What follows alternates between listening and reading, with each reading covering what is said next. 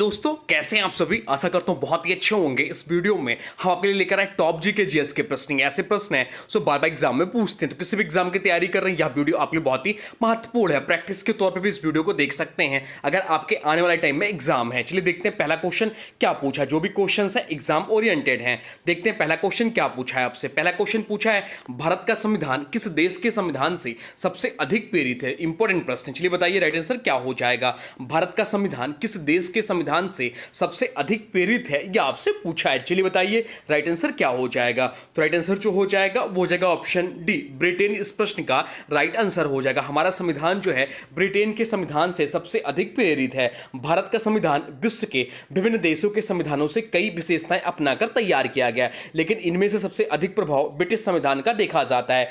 Britain से ली गई प्रमुख विशेषताएं जो है संसदीय प्रणाली लिया गया है, कानून का शासन, एकल नागरिकता, प्रधानमंत्री के पद और भूमिका, प्रथम पिछला मत प्रणाली, लोकसभा अध्यक्ष की भूमिका, कार्यपालिका की उत्तरदायित्व, पूर्णता विधानमंडल के प्रति, यह सभी जो है ब्रिटेन के संविधान से प्रेरित है। अब चलते हैं अगले प्रश्न की ओर। देखते हैं अगला प्रश्न क्या पूछा है आपसे। अगला प्रश्न जो पूछा है वह पूछा है स्वतंत्र भारत के पहले गवर्नर जनरल कौन थे। आपसे पूछा है कि स्वतंत्र भारत के पहले गवर्नर जनरल कौन थे, यह आपसे पूछा है। चलिए बताइए राइट आंसर क्या हो जाएगा। तो राइट आंसर जो हो जाएगा वो हो जाएगा option A, Lord Mountbatten. Lord Mountbatten इस प्रश्न का राइट आंसर हो जाएगा।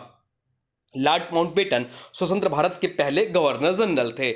उन्होंने 15 अगस्त 1947 से 21 जून 1948 तक यह पद संभाला। उनके बाद सी राजगोपालाचारी इस पद पर नियुक्त हुए और वे स्वतंत्र भारत के पहले भारतीय गवर्नर जनरल बने। तो ध्यान रखिए, लॉर्ड माउंटबेटन जो है स्वतंत्र भारत के पहले गवर्नर जनरल बने और सी राजगोपालाचारी बने पहले भारतीय गवर्नर जनरल बने। अब चलते हैं अगले प्रश्न की ओर। देखते हैं अगला प्रश्न क्या पूछा है आपसे। अगला प्रश्न पूछा विश्व स्वास्थ्य संगठन WHO का मुख्यालय कहां है, यह आपसे पूछा है। चलिए बताइए विश्व स्वास्थ्य संगठन का मुख्यालय कहां स्थित है। राइट आंसर कमेंट बॉक्स में लिख दीजिए, बताइए कहां है। तो राइट आंसर जो हो जाएगा वो हो जाएगा ऑप्शन डी, जिनेवा स्विट्जरलैंड में है WHO का मुख्यालय।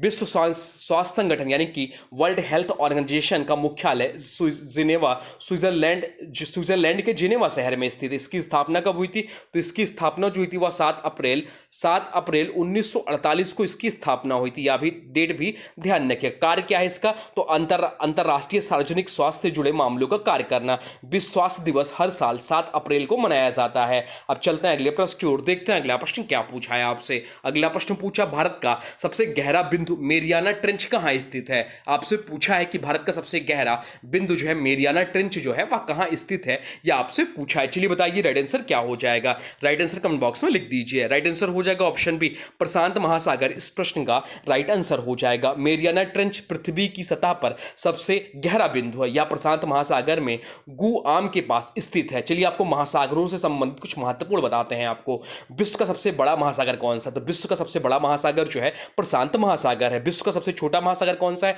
तो विश्व का सबसे छोटा महासागर जो आर्कटिक महासागर है। अब एक एग्जाम में आपसे पूछ सकता है कि सबसे गहरा महासागर कौन सा है। तो सबसे गहरा महासागर जो है प्रशांत महासागर है।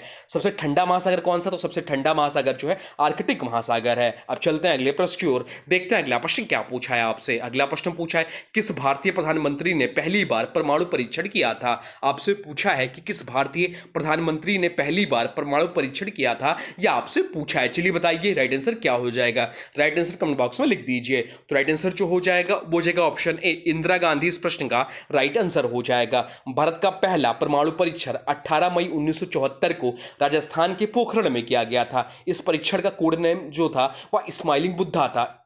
उस समय भारत की प्रधानमंत्री थी इंदिरा गांधी। यह परीक्षण शांतिपूर्ण परमाणु विस्फोटक के रूप में प्रस्तुत किया गया था। दूसरा परमाणु परीक्षण जो हुआ पोखरण द्वितीय, वह हुआ 11 और 13 मई 1998 को। प्रधानमंत्री थे अटल बिहारी वाजपेयी। इस बार भारत ने 5 परमाणु विस्फोट किए और खुद को एक परमाणु शक्ति संपन्न राष्ट्र घोषित किया। अब चलते हैं अगले प्रश्न की ओर। देखते हैं अगला प्रश्न क्या पूछा है आपसे। अगला प्रश्न पूछा भारत की पहली पंचवर्षीय योजना का मुख्य उद्देश्य क्या था। आपसे पूछा है कि भारत की पहली पंचवर्षीय योजना का मुख्य उद्देश्य क्या था, यह आपसे पूछा है। चलिए बताइए राइट आंसर क्या हो जाएगा। तो राइट आंसर जो हो जाएगा वो जाएगा ऑप्शन बी, कृषि का विकास। इस प्रश्न का राइट आंसर हो जाएगा। भारत की पहली पंचवर्षीय योजना 1951 से 1956 का मुख्य उद्देश्य कृषि और सिंचाई का विकास था। इसमें भाखड़ा नागल और दामोदर घाटी परियोजना को प्राथमिकता दी गई। इसका मॉडल हैरोल्ड डॉमर मॉडल पर आधारित था।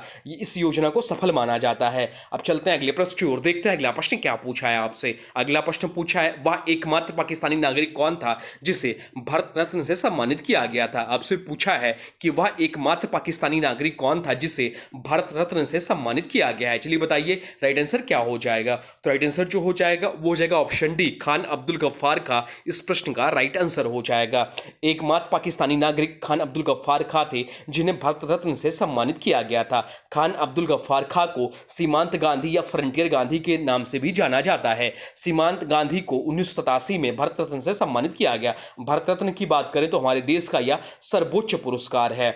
इसकी शुरुआत जो हुई 1954 से हुई। चलते हैं अब अगले प्रश्न की ओर, देखते हैं अगला प्रश्न क्या पूछा है आपसे। अगला प्रश्न पूछा है, भारतीय संविधान में कौन सा अनुच्छेद मुक्त और अनिवार्य शिक्षा से संबंधित है। आपसे पूछा है कि भारतीय संविधान में कौन सा अनुच्छेद मुक्त और अनिवार्य शिक्षा से संबंधित है। चलिए बताइए राइट आंसर क्या हो जाएगा। तो राइट आंसर जो हो जाएगा वो हो जाएगा ऑप्शन बी, अनुच्छेद 21 से इस प्रश्न का राइट आंसर हो जाएगा। अनुच्छेद 21A के तहत 6 से 14 वर्ष तक के बच्चों को मुक्त और अनिवार्य शिक्षा का अधिकार दिया गया। इसे 66वें संविधान संशोधन द्वारा जोड़ा गया। इसके लिए राइट टू एजुकेशन एक्ट 2009 लागू किया गया। अब चलते हैं अगले प्रश्न की ओर, देखते हैं अगला प्रश्न क्या पूछा है आपसे। अगला प्रश्न पूछा, विश्व आर्थिक मंच वर्ल्ड इकोनॉमिक फोरम का मुख्यालय कहां स्थित है, यह आपसे पूछा है। चलिए बताइए राइट आंसर क्या हो जाएगा। राइट आंसर कमेंट बॉक्स में लिख दीजिए। तो राइट आंसर जो हो जाएगा वो हो जाएगा ऑप्शन सी, कोलोन स्विट्जरलैंड इस प्रश्न का राइट आंसर हो जाएगा। विश्व आर्थिक मंच का मुख्यालय कोलोन स्विट्जरलैंड में स्थित है। यह वैश्विक अर्थव्यवस्था और व्यापार से संबंधित मामलों पर चर्चा करता है। इसकी स्थापना 1971 में क्लास श्वाब ने की थी। इस हर साल दावोस सम्मेलन में विश्व के बड़े नेता भाग लेते हैं। इसका हर साल सम्मेलन होता है दावोस स्विट्जरलैंड में। चलते हैं अब अगले प्रश्न की ओर, देखते हैं अगला प्रश्न क्या पूछा है आपसे। अगला प्रश्न पूछा है, भारत में न्यायपालिका की स्वतंत्रता किस अनुच्छेद में उल्लिखित है। आपसे पूछा है कि भारत में न्यायपालिका की स्वतंत्रता किस अनुच्छेद में उल्लिखित है। चलिए बताइए राइट आंसर क्या हो जाएगा। राइट आंसर हो जाएगा ऑप्शन ए, अनुच्छेद 50 इस प्रश्न का राइट आंसर हो जाएगा। भारतीय संविधान का अनुच्छेद 50 न्यायपालिका और कार्यपालिका के पृथक्करण की बात करता है, जिससे न्यायपालिका की स्वतंत्रता बनी रहती है। भारत की न्यायपालिका स्वतंत्र और निष्पक्ष है। सुप्रीम कोर्ट और हाई कोर्ट को विशेष शक्तियां दी गई है। जजों की नियुक्ति कोलेजियम सिस्टम के तहत होती है। चलते हैं अगले प्रश्न की ओर, देखते हैं अगला प्रश्न क्या पूछा है आपसे। अगला प्रश्न पूछा, हार्नबिल उत्सव भारत के किस राज्य में से संबंधित है। आपसे पूछा है कि हार्नबिल उत्सव जो है भारत के किस राज्य से संबंधित है। चलिए बताइए राइट आंसर क्या हो जाएगा। तो राइट आंसर जो हो जाएगा वो हो जाएगा ऑप्शन सी, नागालैंड राज्य से संबंधित है हॉर्नबिल उत्सव। यह उत्सव का नाम राजपक्षी ग्रेट इंडियन हॉर्नबिल के नाम पर रखा गया। इसे त्योहारों का त्योहार भी कहा जाता है नागालैंड का। बाकी बात हुई नागालैंड की, तो यहाँ की राजधानी है कोहिमा। स्थापना हुआ था नागालैंड का 1 दिसंबर 1963 को। राज्य गठन हुआ, 16वां राज्य बना था भारतीय संघ का। अब चलते हैं अगले प्रश्न की ओर, देखते हैं अगला प्रश्न क्या पूछा है आपसे। अगला प्रश्न पूछा, भारत में पुलित्जर पुरस्कार जीतने वाली पहली महिला पत्रकार कौन थी। आपसे पूछा है कि भारत में पुलित्जर पुरस्कार जीतने वाली पहली महिला पत्रकार कौन थी, या आपसे पूछा है। चलिए बताइए राइट आंसर क्या हो जाएगा। राइट आंसर जो हो जाएगा वो हो जाएगा ऑप्शन सी, गीता आनंद इस प्रश्न का राइट आंसर हो जाएगा। गीता आनंद भारतीय मूल की पहली महिला पत्रकार थी जिन्हें पुलित्जर पुरस्कार से सम्मानित किया गया था। उन्होंने यह पुरस्कार 2003 में द वॉल स्ट्रीट जर्नल में अपने लेख के लिए जीता था। अब चलते हैं अगले प्रश्न की ओर, देखते हैं अगला प्रश्न क्या पूछा है आपसे। अगला प्रश्न पूछा है, नेशनल स्टॉक एक्सचेंज की स्थापना कब हुई थी। आपसे पूछा है नेशनल स्टॉक एक्सचेंज NSE की स्थापना कब हुई थी, आपसे पूछा है। चलिए बताइए राइट आंसर क्या हो जाएगा। नेशनल स्टॉक एक्सचेंज की स्थापना राइट आंसर हो जाएगा ऑप्शन ए, 1992 में हुई थी। NSE नेशनल स्टॉक एक्सचेंज की स्थापना 1992 में हुई थी, जो भारत की सबसे बड़ा स्टॉक एक्सचेंज है। इसका मुख्यालय मुंबई में है। NSE का प्रमुख सूचकांक निफ्टी 50 है। यह भारत की पहली पूरी तरह से इलेक्ट्रॉनिक स्टॉक एक्सचेंज है। अब चलते हैं अगले प्रश्न की ओर, देखते हैं अगला प्रश्न क्या पूछा है आपसे। अगला प्रश्न पूछा, स्वर्ण मंदिर किस सिख गुरु की देखरेख में बना था। आपसे पूछा है गोल्डन टेंपल जो है किस सिख गुरु की देखरेख में बना था, यह आपसे पूछा है। चलिए बताइए राइट आंसर क्या हो जाएगा। राइट आंसर कमेंट बॉक्स में लिख दीजिए। राइट आंसर हो जाएगा ऑप्शन बी, गुरु अर्जुन देव इस प्रश्न का राइट आंसर हो जाएगा। स्वर्ण मंदिर को हरमंदिर साहिब भी कहा जाता है। यह सिख धर्म का सबसे पवित्र तीर्थ स्थल है और पंजाब के अमृतसर में स्थित है। गुरु अर्जुन देव जी सिखों के 5वें गुरु थे, ने ही इस मंदिर का निर्माण कार्य 1581 में शुरू कराया और 1604 में यह पूर्ण हुआ। उन्होंने ही आदि ग्रंथ अब गुरु ग्रंथ साहिब को भी संपादित करके पहली बार स्वर्ण मंदिर में स्थापित किया। मंदिर का ऊपर का हिस्सा शुद्ध सोने से मढ़ा हुआ, इसलिए इसे गोल्डन टेम्पल कहा जाता है। चलते हैं अगले प्रश्न की ओर, देखते हैं अगला प्रश्न क्या पूछा है आपसे। अगला प्रश्न पूछा है राष्ट्रीय युद्ध स्मारक भारत में कहाँ स्थित है। आपसे पूछा है कि राष्ट्रीय युद्ध स्मारक नेशनल वॉर मेमोरियल भारत में कहाँ स्थित है, ये आपसे पूछा है। चलिए बताइए राइट आंसर क्या हो जाएगा। राइट आंसर जो हो जाएगा वो जगह ऑप्शन बी नई दिल्ली में स्थित है। राष्ट्रीय युद्ध स्मारक नई दिल्ली में इंडिया गेट के पास स्थित है, जिसे 2019 में भारतीय सेना के शहीदों की स्मृति में बनाया गया था। इसमें 1947 से लेकर अब तक के युद्धों के शहीदों के नाम अंकित हैं। यह स्मारक 4 वृत्तों में विभाजित है। इसका उद्घाटन प्रधानमंत्री नरेंद्र मोदी ने किया था। चलते हैं अगले प्रश्न की ओर, देखते हैं अगला प्रश्न क्या पूछा है आपसे। अगला प्रश्न पूछा है भारतीय सशस्त्र बलों का सर्वोच्च कमांडर कौन होता है। भारतीय सशस्त्र बलों का सर्वोच्च कमांडर कौन होता है, यह आपसे पूछा है। चलिए बताइए राइट आंसर क्या हो जाएगा। राइट आंसर जो हो जाएगा वो जगह ऑप्शन बी राष्ट्रपति होते हैं। ऑप्शन बी इस प्रश्न का राइट आंसर हो जाएगा। भारतीय संविधान के अनुसार राष्ट्रपति भारतीय सशस्त्र बलों के सर्वोच्च कमांडर होते हैं। राष्ट्रपति युद्ध और शांति की घोषणा कर सकते हैं। वास्तविक कमांडर थल सेना, वायुसेना और नौसेना प्रमुख के पास होती है। बाकी वर्तमान समय में जो हमारे देश के राष्ट्रपति हैं वो श्री द्रौपदी मुर्मू जी हैं। ये दूसरी महिला राष्ट्रपति हैं।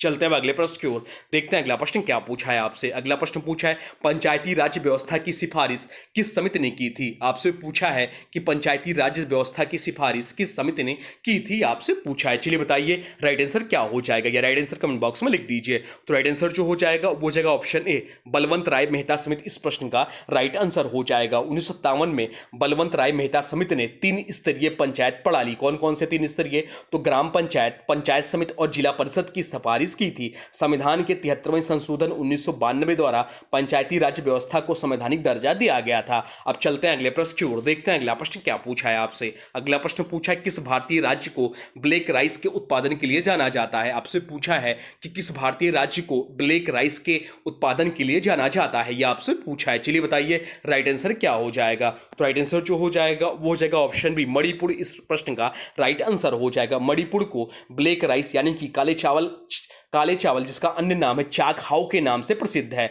और इसमें उच्च मात्रा में एंटीऑक्सीडेंट और फाइबर होते हैं। इसे सुपरफूड भी कहा जाता है। इसमें एंथ्रोसाइनिन नामक तत्व होता है जो इसे काला कर देता है। इसे जीआई टैग प्राप्त हुआ है। अब चलते हैं अगले प्रश्न की ओर, देखते हैं अगला प्रश्न क्या पूछा है आपसे। अगला प्रश्न पूछा भारत का पहला विधि आयोग किस वर्ष स्थापित किया गया था। आपसे पूछा है कि भारत का पहला विधि आयोग जो है किस वर्ष स्थापित किया गया था, यह आपसे पूछा है। चलिए बताइए राइट आंसर क्या हो जाएगा, लिख दीजिए राइट आंसर कमेंट बॉक्स में। तो राइट आंसर हो जाएगा ऑप्शन सी 1955 में। भारत का पहला विधि आयोग 1955 में स्थापित किया गया था। इसका मुख्य उद्देश्य भारत के कानूनी ढांचे को मजबूत करना और सुधार प्रस्ताव देना था। विधि आयोग का गठन अनुच्छेद 372 के तहत किया गया। इसका पहला अध्यक्ष MC सेतलवाड़ थे। विधि आयोग हर 5 साल में पुनर्गठित किया जाता है। अब चलते हैं अगले प्रश्न की ओर, देखते हैं अगला प्रश्न क्या पूछा है आपसे। अगला प्रश्न पूछा है भारत में प्लास्टिक कचरा प्रबंधन नियम किस वर्ष लागू किए गए। भारत में प्लास्टिक कचरा प्रबंधन नियम जो है किस वर्ष लागू किए गए, यह आपसे पूछा है। चलिए बताइए राइट आंसर क्या हो जाएगा। तो राइट आंसर जो हो जाएगा वो जगह ऑप्शन बी 2016 में। इंपॉर्टेंट प्रश्न है यह। भारत सरकार ने 2016 में प्लास्टिक कचरा प्रबंधन नियम लागू किए ताकि प्लास्टिक प्रदूषण को नियंत्रित किया जा सके। 2022 में भारत ने सिंगल यूज प्लास्टिक पर प्रतिबंध लगाया। इस नियमों के तहत प्लास्टिक रिसाइकलिंग और निपटान के कड़े प्रावधान किए गए। तो ये रहे आपके टॉप जी के जीएस के प्रश्न। अब आज के वीडियो से प्रश्न है, इसका राइट आंसर आप लोगों को कमेंट बॉक्स में बताना है। आज के वीडियो से प्रश्न है पृथ्वी का सबसे गहरा बिंदु मेरियाना ट्रेंच कहां स्थित है। आपसे पूछा है कि पृथ्वी का सबसे गहरा बिंदु जो है मेरियाना ट्रेंच या कहां स्थित है। इसका जो भी राइट आंसर होगा कमेंट बॉक्स में जरूर बताइएगा। और हाँ देखिए, अभी तक आपने वीडियो को लाइक नहीं किया है तो प्लीज वीडियो को लाइक कर दीजिए और वीडियो को किसी स्टडी ग्रुप में शेयर कर दीजिए, और चैनल पे नए हैं चैनल को सब्सक्राइब भी कर लीजिए। तो चलिए मिलते हैं एक नए वीडियो में, तब तक के लिए thanks for watching railway exam target. For more update please subscribe railway exam target channel को।